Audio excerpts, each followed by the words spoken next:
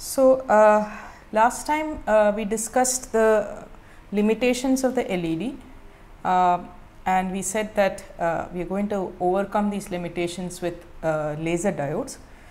Primarily we wanted to improve the time scale of response. So, we wanted to initiate stimulated emission.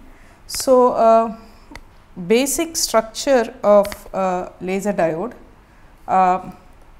will have something that will initiate stimulated emission. So, last time we said that the primary limitation of LED is the fact that the response time is slow, and that is because the spontaneous lifetime is relatively slow. And we discussed this process of stimulated emission incoming. You could come in with a significant photon number into the system, and this incoming photons can initiate transitions from the conduction band to the valence band, and that process is much faster than a spontaneous process, and that is how we can improve the speed of response of a semiconductor source. But the question is, how do we get these h nu into the system, right? You need to have the h nu initiate the stimulated process, and that brings us to the requirement of feedback, a feedback into the semiconductor system. So, an example that you can see in the electronic system is oscillator. So, you can think of LED as an amplifier, and an amplifier which when subjected to feedback and you make sure that you have conditions that are conditioned for the sustainable oscillation is maintained, you can convert an amplifier to an oscillator. So, the key element in a laser diode that differentiates it from an LED is the fact that there is a mechanism for feedback. Now, this feedback you can think of it similar to that of a electronic oscillator. An electronic oscillator, if you recall, you have a op amp or some kind of amplifier, and you arrange for a specific part of the output voltage be fed back at the input. Similar to that, you are saying that the photons that are generated as a consequence of spontaneous emission is allowed to be fed back into the cavity. So, which is that element which will trap the photons in a system? Mirrors, right. So, you structurally or rather functionally the laser diodes have two mirrors, M1, M2. These are the optical cavities which will allow optical feedback, and in between two mirrors you have the gain medium. So, this gain medium is no different from the material that is used to make LED. The emission nature of the gain medium, whether it is a ternary compound or a quaternary compound, depending on what is the wavelength of emission that you need, you can use the same idea that we did for LED to decide what is the material that you need to use for emission at a given specific wavelength. It's just that now that gain medium is allowed to be between two mirrors. Now, how is that helping? So, a spontaneously emitted photon would now get reflected from the mirrors, and it gets trapped inside the gain medium, and that is the cause for your stimulated emission, right. Now, so the mirrors have two roles to play. One is it creates stimulated emission. So, it is important to have these mirrors in place. The next question is what should be the reflectivity of the mirrors, what fraction of light should get reflected into the gain medium, because after all you cannot allow all the light to be trapped inside the cavity, you need light outside the system, that is the usable power that comes out of the system. So, you need to know how does the reflection coefficients R1, R2 of these mirrors play a role in deciding the laser properties. The second important thing is now you have a boundary condition in place for the propagation of light. So, how does that boundary condition affect the frequency spectrum, right? So, there are these two things to be considered. So let's first understand how a cavity resonator works. So a cavity resonator is nothing but a pair of mirrors between which the electromagnetic wave is oscillating.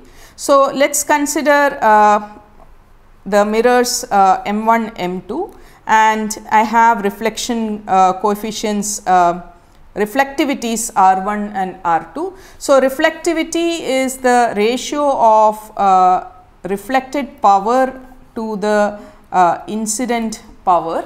Okay.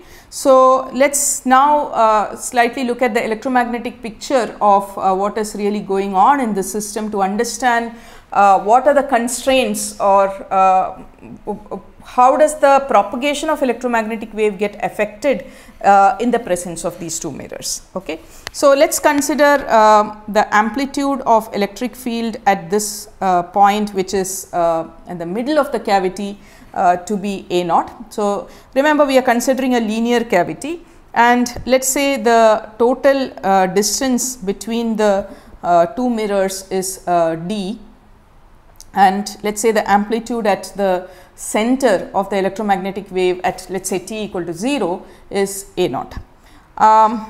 So the propagation of electromagnetic wave through this medium, I can write it as A naught e power, let's say the cavity, the electromagnetic wave completes reflection and it reaches back after two reflections, one from the mirror 2 and another from mirror 1, and reaches the same location at the middle of the cavity. And we are trying to write down the evolution of electric field corresponding to this electromagnetic wave when it makes one complete round trip. So the total distance traveled by the wave is actually 2d, because it does one complete round trip, right.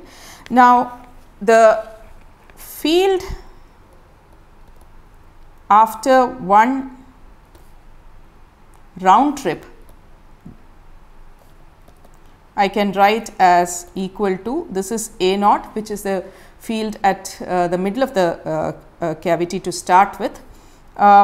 It undergoes reflection. So at the first, at mirror 2, it undergoes, the way we have drawn, it undergoes reflection at mirror 2 in the first place. So the fraction of electric field that gets reflected will now be proportional to square root of R2, because the ratio of powers is reflectance, and so the ratio of the field will be proportional to the square root of that. So it is square root of R2 fraction gets reflected, and there is a reflection in the second mirror also. So you have a square root of R1.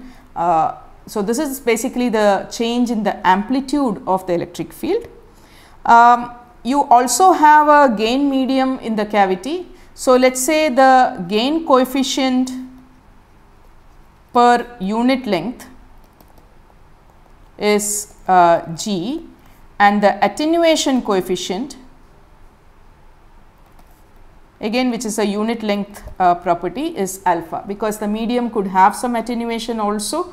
It is not necessary that the entire space is covered with the gain medium, there could be some loss in addition also. So you, let's say there is a certain gain and there is a certain loss as the field is propagating through the cavity. So you have exponential G times 2d as the total gain, and exponential minus alpha times 2d, which is the loss.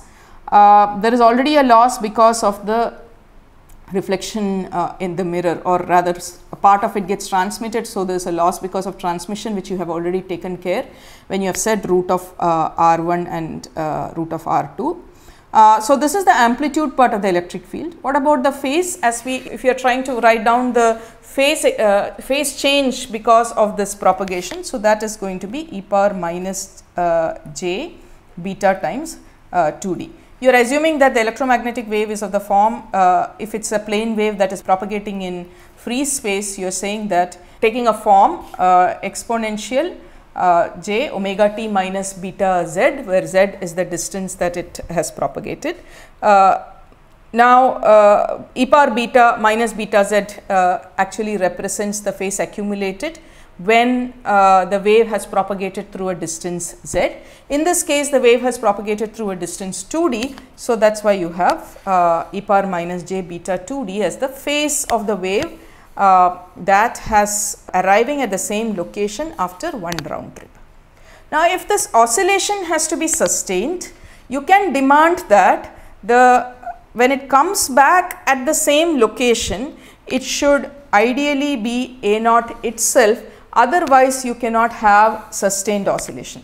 This is like the Barkhausen's condition in electronic oscillators. You are trying to say that the gain is equal to loss kind of situation. Whatever changes that has happened in the amplitude and the phase, when it comes back to the same point, now look, this is going to be true for any point z inside the cavity. It is just for our convenience that we took at the middle point, but the field after one round trip should remain the same, otherwise it cannot attain a steady state. So, that is a very powerful condition, because this gives us the condition that square root r1 r2 e power g minus alpha times 2d e power minus j beta 2d, that must be equal to 1. This is the condition for sustained oscillation in its steady state.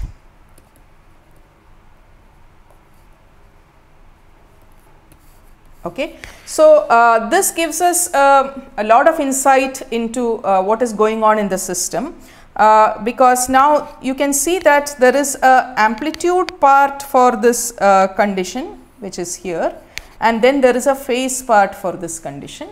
And so, because it is a complex number, so independently the real part and the imaginary part, or the amplitude part and the phase part, should be equal to the left side.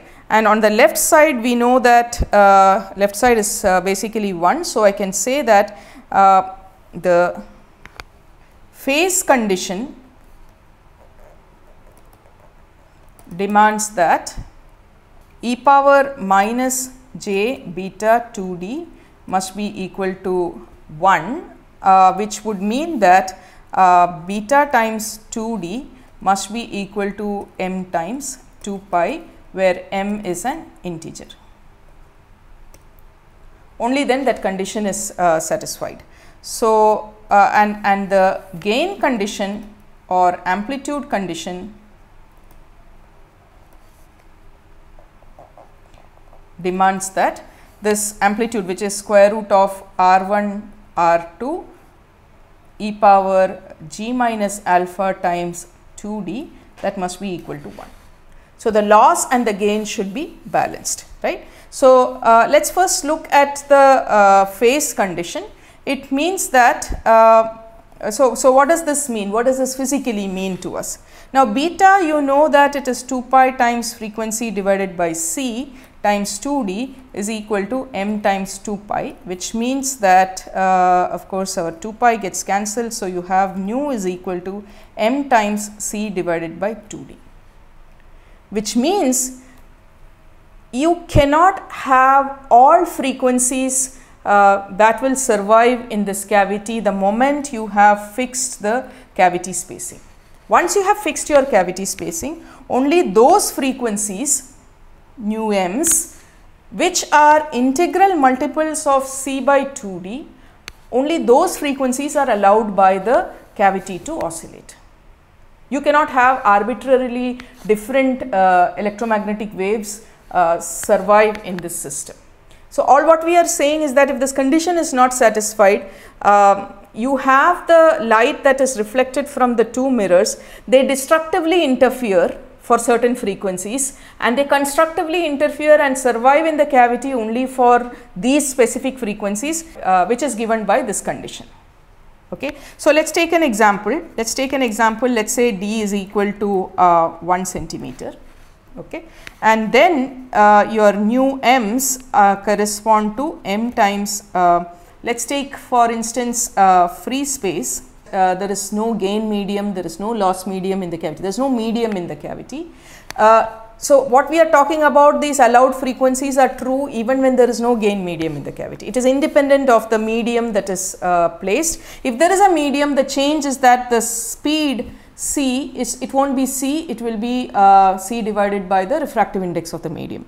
But if I am considering free space, this is m times 3 into 10 power 8 divided by 2 into 10 power minus 2. So this is m times 1.5 into 10 power 10. So your allowed frequencies are m times 15 gigahertz.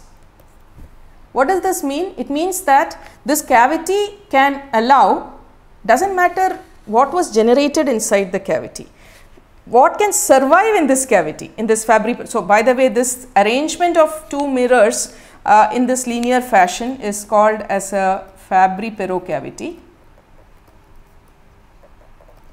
So this condition means that this Fabry-Perot cavity can support only those frequencies which are integral multiples of 15 gigahertz.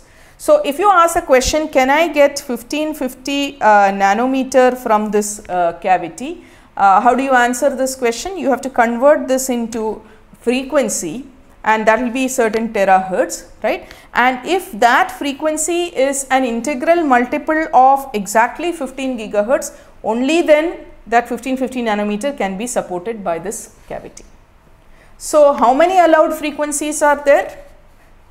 The answer is infinite, because m is an integer, so it can allow infinite number of frequencies, but all of them should be multiples of 15 gigahertz. So this number 15 gigahertz, which is actually the spacing between the allowed modes of the cavity. Now I use the word modes. Now what does this mode indicate? These are the allowed frequencies because of the longitudinal constraint, the constraint that was imposed along the length of propagation of the electromagnetic wave. Hence it is called as the longitudinal modes. And so these longitudinal modes spacing, the spacing between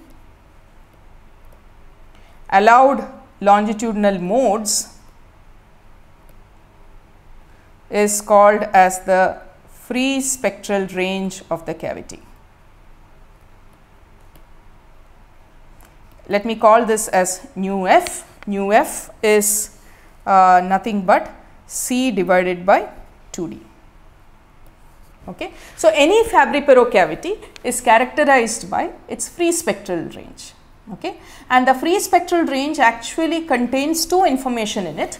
One is the spacing between the mirrors, and it also has the information on the speed of light inside that cavity if there is a material inside, because I would have modified this C with the velocity of light inside the material. So only if your frequency that you want to generate, in case of a laser you want to put the gain medium in the middle and you want to generate certain specific frequencies, only those frequencies can be generated which are multiples of the FSR of the cavity, the free spectral range of the cavity. So that is one understanding. So only those frequencies can be supported